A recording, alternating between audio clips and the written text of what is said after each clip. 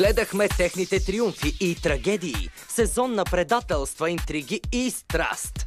Драмата е качествена и неустоима. Сега нека насочим камерите към любимите на всички кукли. Аз съм Ранди Браво, а това е Барби Life in the Dream House, финалното шоу. Барби, Ракел, Райан и Кен. Барби, непрестанните интриги на Ракел сигурно направо те побъркват, нали? Няма интриги, Ранди. Но нещата са по-интересни, когато Ракел е наоколо. Ако под интересни разбираш смешни... О, благодаря на феновете си! Каква изключителна чест! Да, благодаря на моите фенове също! Честта е дори...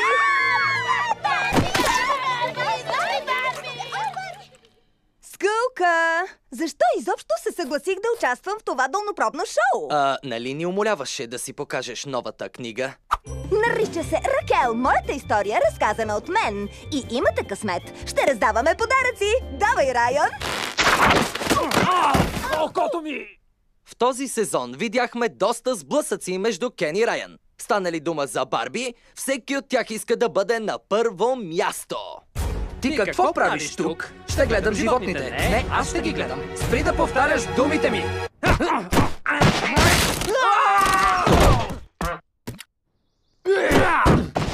Не по лицето! Аз ще водя Барби на гала бал. Тя е на фотосесия в Рио. Балът е следващата събота.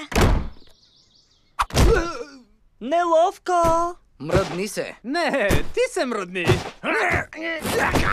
Както и да е, неведнъж през този сезон видяхме как Кен е готов на всичко за своята дама. Искаш ли нещо, Барби?